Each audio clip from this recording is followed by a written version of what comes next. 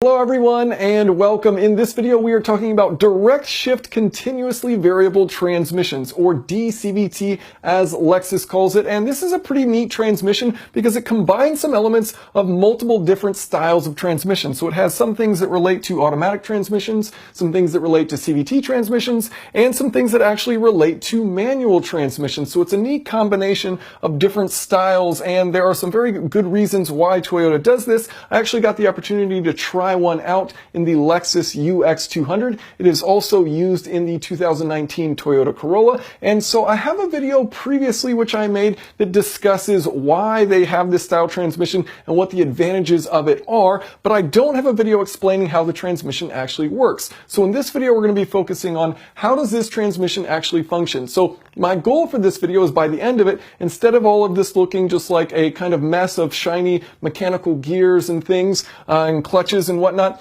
we're actually going to understand what this is and understand the power flow through this transmission. So it looks tricky at first. My goal is to make it pretty easy to understand, and by the end of the video we'll review over this, look at it, and have a better idea of how it actually works. So to the whiteboard, here we have a simplified view of what's going on inside this transmission. So we've got our engine. It is going to be sending power through this torque converter to the input shaft of the transmission. So, similar to an automatic transmission, it does have a torque converter, as is fairly common with CVT style transmissions. So it then passes from the torque converter, and at this point there are multiple paths that torque can flow. So you've got a clutch pack right here, which connects the torque converter shaft eventually to a CVT. And so here you can see the two pulleys of the CVT and the CVT belt. You have another clutch pack over here, which can engage and disengage, allowing to disconnect the transmission output shaft from this CVT. You have first gear right here, which is just a purely mechanical tooth-on-tooth gear that you've got right there.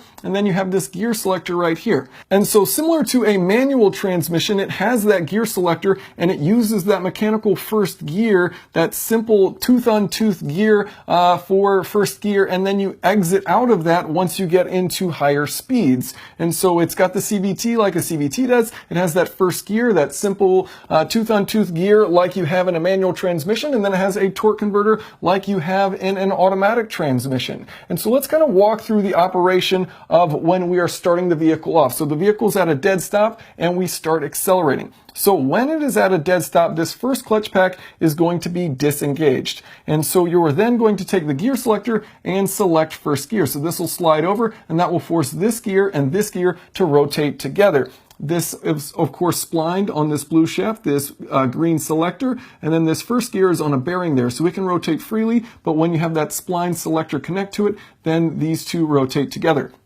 So at this point, your torque is going to come from the engine through the torque converter. It's going to pass along through these gears, come over to this gear, here to your transmission output, and then to the front differential. So you're bypassing all of that CVT. Those clutches are disengaged, so you're not actually spinning up that CVT, and you're just passing directly through a nice efficient path for that power to go. And it can do this up to 35 miles per hour, or about 60 kilometers per hour. Now it can disengage sooner, it can get out of that gear sooner if you're light on the throttle, but if you floor it, then it's going to use that entire first gear all the way up to, the peak RPM, and then it will switch over to the CVT. Okay, so how does it operate using the CVT instead of this gear? Well, let's say we're in that first gear, we're coming up to 35 miles per hour, and now we want to shift over to the CVT. Well, it's going to have this clutch number 2 engaged, because that means it will bring up this CVT. The belt will start spinning up to the speed that we have our wheels spinning at.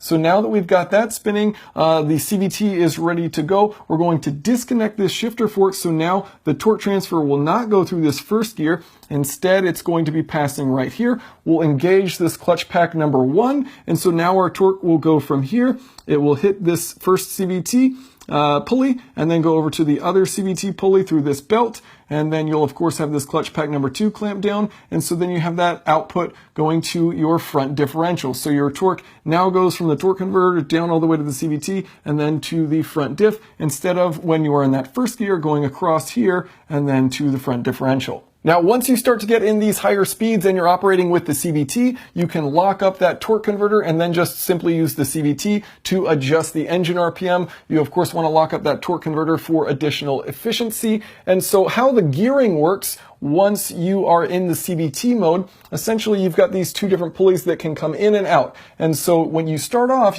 in a lower gear ratio, and so this pulley right here is going to be expanded out. That means that the engine is going to have to spin very fast. You can see the gear ratio between here to here means that this will have to rotate a lot for this to rotate just once. So this is your output. Your output's going to be rotating slow. Your engine is going to be rotating very fast. That's what happens when you're using a low gear. Then once you get into a higher gear, of course using a lower ratio, then your engine is going to be spinning slower relative to your output. So that outer pulley is going to expand out. The inner pulley is going to push in, as you can see right here, looking from above. Then looking here at the side, you can see that the engine rotates slowly relative to how fast the output is spinning. So that's going to, be essentially the CVT's form of a higher gear or a low gear ratio. Now, what if you want to switch back to first? Well, you can actually do that. And so as you start to approach lower speeds, if you're coming up to a stoplight, it doesn't require coming to a complete stop to get back into first gear. You can actually do it while you're moving at low speeds. So you're going to unlock that torque converter, you'll disengage your clutches, and then you'll use that selector fork to put it back into first gear. And then once again, your torque transfer goes through the gears directly to that front differential rather than passing through the CVT. All right, so now hopefully we can understand what we are looking at on this transmission. So we, of course, have the torque converter right there. That's going to send power over to this first gear, which will then, you've got your gear selector. So here you can see that gear selector, which will be used to select over to that first gear. And that first gear will then transfer power to the output shaft. So there you can see where they are mated up together. And then it sends power to the output shaft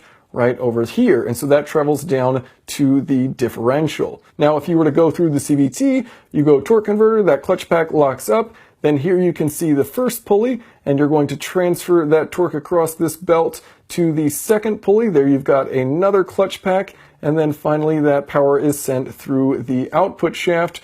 Looking at it from the other side, here you can see that clutch pack coming across and then down to the gearing where it then meets up with the differential. So here you can see the final drive gear, and then within that differential you can see the little spider gears. So that is sending power to the front wheels, both the front left and the front right. So, it's not just a mess of gears and clutches. It's actually pretty cool how this thing works. And if you are interested, I have a video explaining exactly why they did this and what all the advantages of having a transmission this style allow for. My cat Bucket has decided to interrupt the filming of this video.